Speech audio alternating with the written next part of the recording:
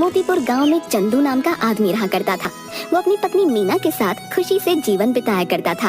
एक बार जब धान की रोपाई चल रही थी, सभी तैयार होकर खेतों की तरफ जाने लगे। मैं जा रहा हूँ खेत पर, तुम बाद में आ जाना खाना लेके। और भाग्यवान जरा लस्सी भी लेती आना थोड़ा सा। ठीक है, आप जाइए, मैं ले आऊंगी।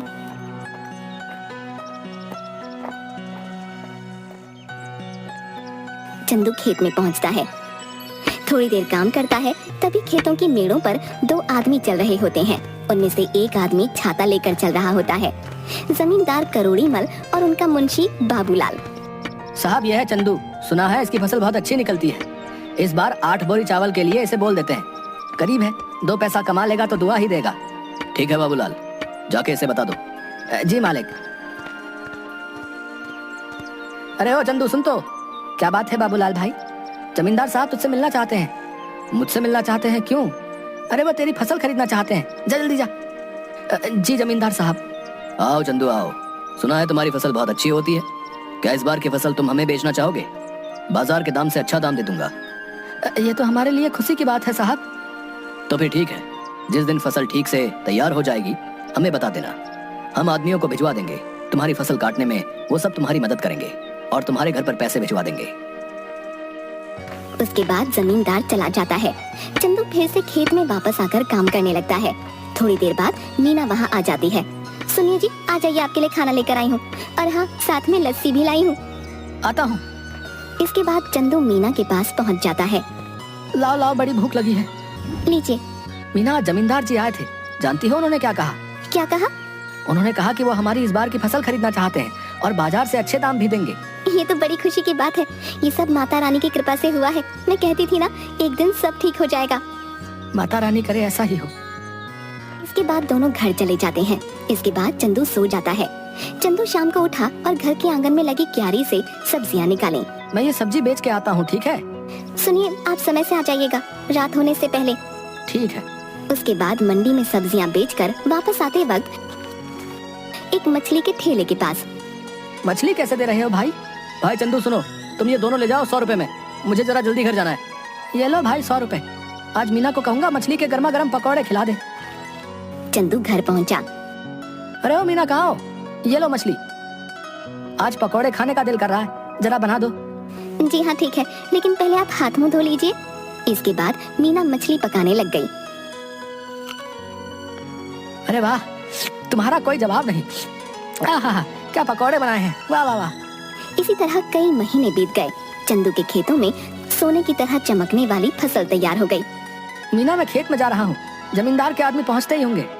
ठीक है। चंदू खेत में गया। चल चंदू, तैयार हो जा, बहुत काम करना बाकी है आज। जमींदार के आदमी वहाँ पहुँच गए। चलिए सब काम पर लग जाते हैं। सेठ ने कहा है जल्दी से सारा काम निपटा कर फसल चंदू के घर पहुँचा देना। सबने मिलकर फसल काटी और 8 बोरियां तैयार कर दी। तभी वहाँ मीना आई। ये क्या, इतनी जल्दी काम भी हो गया? मीना, इसीलिए तो कहते हैं कि एकता में बल है। जो काम मैं अकेला 2 दिन में करता, वो हम 4 लोगों ने मिलकर कुछ ही टाइम में कर दिया। इसके बाद सबने मिलकर बोरियां चंदू के घर तक पहुँचा दी। हम सब कल आके ये बोरियां सेठ के घर ले जाएंगे। चलिए हम चलते हैं। चलो, आज का काम भी खत्म हुआ, बस अब कल का इंतजार है। उसने सारी बोरियां घर में रख दी।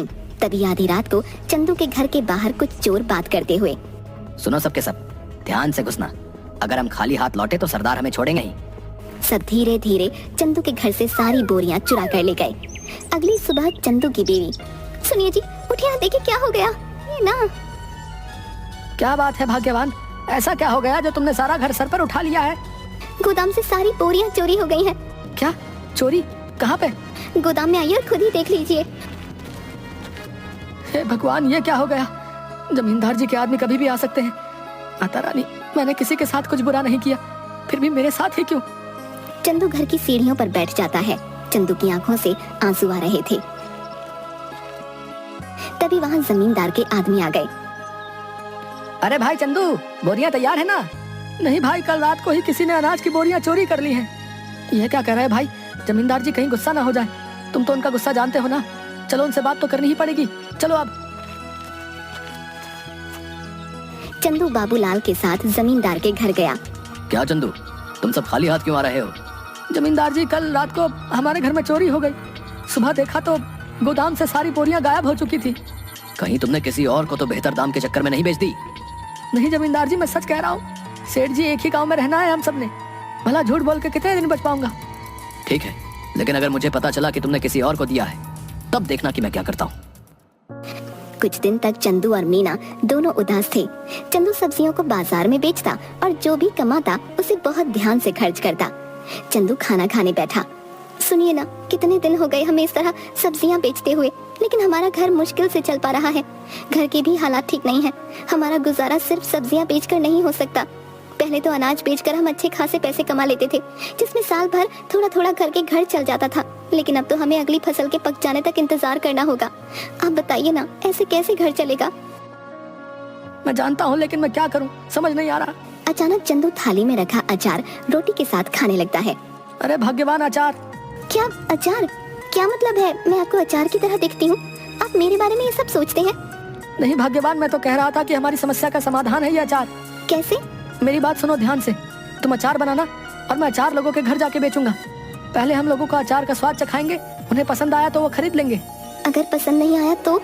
अरे कैसे नहीं आएगा, मेरी मीना ने जो बनाया है, अंग्रेजी में क्या कहते हैं, फंटास्टिक अचार बनाती हो तुम। है आपने अंग्रेजी कब सीखी? तुम मुझे कम मत समझो। What are you doing? I am very well। देखा, आप तो बड़ी अच्छी अंग्रेजी बोल लेते हैं। दोनों हंसने लगते हैं। इसके बाद मीना अचार बनाने लगी और मीना ने अचार डिब्बों में पैक कर दिया और चंदू चल पड़ा साइकिल लेके। चंदू एक घर पर जाकर रुका। घर पे कोई है भाई? अरे चंदू भैया, आप यहाँ कैसे? ये क्या ले आए? अचार बेचने का काम शुरू किया है, इसीलिए घर घर जाके बेच रहा हूँ। अचार खरीदना चाहेंगी? जरूर, जरा चखाना तो भैया। औरत ने अचार चखा तो उसे बड़ा पसंद आया। भैया ऐसा करो, 1 किलो दे दो। कितना हुआ? 150 रुपए में। ठीक है भैया, अभी पैसे लेकर आती हूँ। चलता हूँ बहन। ऐसे करते करते चंदू दूसरे घर गया। रमेश भैया घर पे हो? अरे चंदू, तू कैसा है भाई, और कैसा चल रहा है सब? उस चोरी के बारे में सुनकर बहुत बुरा लगा यार जान के। जाने दो भाई, क्या कर सकते हैं। अच्छा ये बताओ, अचार खरीदते हो बाहर से? हाँ क्यों, मैंने अचार बनाना शुरू किया है। क्या बात है, जरा चखाओ तो। चंदू ने उसे थोड़ा सा चखने को दिया।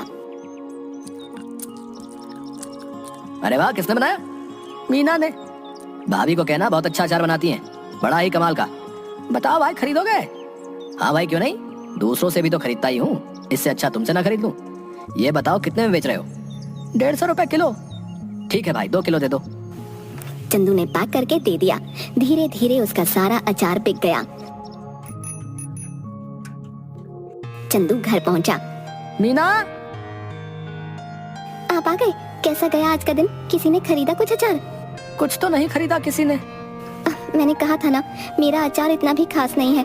आपका विचार ही गलत था इसे बेचने का। पूरी बात तो सुन लो, लोगों ने कुछ नहीं सब कुछ खरीद लिया। देखो जाकर टोकरी में। मीना टोकरी के पास गई। उसने देखा कि टोकरी तो खाली है, यानी कि सारा का सारा अचार बिक गया। मीना बहुत खुश हुई। अब बस तुम ऐसे ही बनाते रहो और मैं घर घर जाकर बेचता रहूंगा। मैं कहती हूँ ना, आप ऐसा करिए, पास के गांव में भी बेचना शुरू करिए। क्या पता वहाँ के लोगों को थोड़ा बहुत पसंद आ जाए। अब हम जितनी जगह जाकर बेचेंगे उतना ही तो हमारा फायदा होगा ना। कल से आप थोड़ा और अधिक अचार लेकर जाना और दूर दूर के गांव तक भी जाना। ठीक कहा तुमने, मैं ऐसा ही करूंगा। कल से तुम ज्यादा से ज्यादा अचार बनाना शुरू करना। आप 1 हफ्ते रुक जाइए। 1 हफ्ते में बहुत सारा अचार बनाकर तैयार कर दूंगी। उसके बाद आप बेचना शुरू कर देना, क्योंकि अचार पकने में भी तो समय लगता है ना। ठीक है, तब तक मैं सब्जियां बेच दिया करूंगा। इससे हमारा घर भी चलेगा और हमें नुकसान भी नहीं होगा। इसके बाद मीना अचार बनाना शुरू कर देती है और कुछ दिनों तक चंदू बाजार में सब्जियां बेचता है। कुछ दिनों में अचार तैयार हो जाता है और चंदू भी बेचना शुरू कर देता है। इस बार चंदू दूर के गांव में जाता है और अचार बेचना शुरू कर देता है। अब धीरे धीरे करके मीना का बनाया हुआ अचार सभी जगह लोकप्रिय हो जाता है। इसके बाद चंदू एक दुकान भी खोल लेता है। अब जो भी ग्राहक आता उसकी दुकान पर ही जाता। एक दिन वहाँ से गुजरते हुए जमींदार जी की नजर चंदू की दुकान पर पड़ी। क्या बात है चंदू, तुम्हारी तो दुकान चल पड़ी। जरा अचार तो चखाना, सुना है तुम्हारी दुकान का अचार सभी को बहुत पसंद आ रहा है। ये तो सबका प्यार है जमींदार साहब, ये लीजिए, आप इसे चख लीजिए। ये तो बड़ा स्वादिष्ट है। ऐसा करो, हमारे घर पर 60 किलो अचार पहुंचा देना।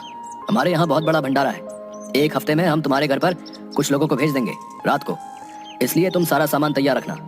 जी जमींदार साहब। रात को जमींदार के लोग चंदू के घर नहीं पहुंचे। रात भी काफी हो गई थी। ऐसा करिए, आप सो जाइए, अगर कोई आया तो हमें पता चल ही जाएगा, तब उठकर उनका सामान उन्हें दे देंगे।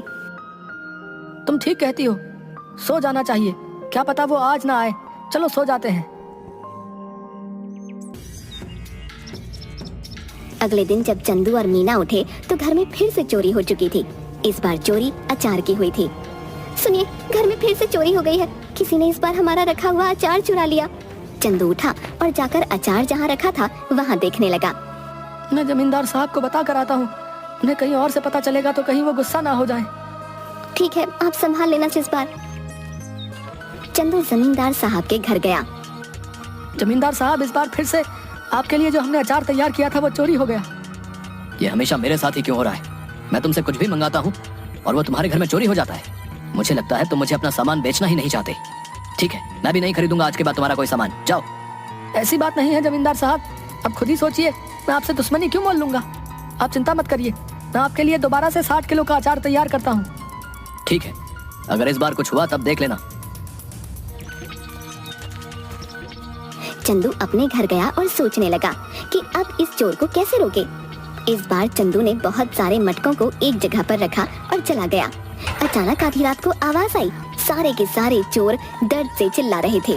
अब जैसे ही चंदू उस कमरे में गया जहाँ पर अचार रखा हुआ था, तो वहाँ देखा सारे के सारे चोर जमीन में लेटकर चिल्ला रहे थे और अपनी आंखें मल रहे थे। ये क्या कर दिया, कोई बचाओ हमें, पानी पानी दो हमें कोई, अरे हमारी आंखें जल रही हैं। अब आया ना मजा, मेरे घर में जैसे तुम्हें आदत ही पड़ गई है चोरी करने की। क्या मजा आता है तुम्हें ये करके? है इतना दिमाग चोरी में लगाते हो, कुछ और कर लेते ना, अभी तो चैन से अपनी जिंदगी बिता रहे होते। पर नहीं, तुम्हें तो चोरी ही करनी है। लो करो अब चलो बताओ, क्यों कर रहे थे चोरी? ये सब हम अपनी मर्जी से नहीं कर रहे थे, हमें सब करने के लिए बाबूलाल ने कहा था। क्या बाबूलाल? भला उसे क्या जरूरत पड़ गई? ये तो मुझे नहीं पता, आप हमें माफ कर दीजिए, अब पुलिस को मत बुलाना बस। ठीक है, नहीं बुलाऊंगा, पर मेरी एक शर्त है, अगर गांव में तुमने दोबारा कभी चोरी की तो मैं बाबूलाल की मदद लेकर तुम्हें पुलिस के हवाले कर दूंगा। ऐसी नौबत नहीं आएगी चंदू भाई, हमें माफ कर दो। इसके बाद चोर चले गए। अगले दिन चंदू जमींदार साहब के घर गया। उसने जमींदार साहब को सारी बातें बता दी।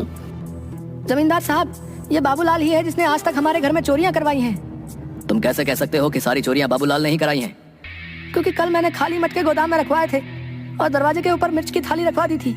जैसे ही उन्होंने दरवाजा खोला, उनके ऊपर लाल मिर्च गिर गई और उन सबकी आंखों में जलन होने लगी और वो चिल्लाकर पानी मांगने लगे। बस मुझे पता चल गया, मैं उनके पास गया तो उन्होंने तोते की तरह सब उगल दिया। इस बाबूलाल को पकड़ लो और पुलिस को फोन करो। तभी सेठ के आदमी बाबूलाल को पकड़ कर लाते हैं। मुझे माफ कर दीजिए जमींदार साहब, कुछ कीजिए, भला मैं इतने सालों से आपके यहाँ काम पे हूँ, कुछ रहम करिए। मुझसे क्या माफी मांग रहे हो? गलत तो तुमने चंदू के साथ किया है, उससे माफी मांगो, जाओ। मुझे माफ कर दो चंदू, मैं आज के बाद कभी ये सब नहीं करूंगा। लालच में मुझसे बहुत बड़ी गलती हो गई। गलती तो तुमसे हुई है, लेकिन तुम्हें छोड़ देना मेरे बस में नहीं। आज तुम्हें छोड़ दूंगा तो कल कोई और चोरी कर लेगा। उनके पास एक सबक जाना चाहिए कि जैसा करोगे वैसा भरोगे, इसलिए मुझसे किसी चीज की उम्मीद मत रखो। तभी तो पुलिस वाले आकर बाबूलाल को गिरफ्तार करके ले जाते हैं। भाइयों, अचार ले आओ। बहुत सारे आदमी अचार के भरे मटके ले आए। ये लीजिए जमींदार साहब, इस बार आपके घर में हमारा सामान आखिरकार पहुंच ही गया। ये लो तुम्हारे पैसे चंदू, तुम सच में ईमानदार और मेहनती किसान हो, हमें तुम पर नाज है। आपका बहुत शुक्रिया सेठ जी, चलिए अब मैं चलता हूँ। इसके बाद चंदू अपने घर लौट गया और इसके बाद से चंदू के घर में कभी कोई चोरी नहीं हुई और चंदू का काम बहुत अच्छे से चलने लगा।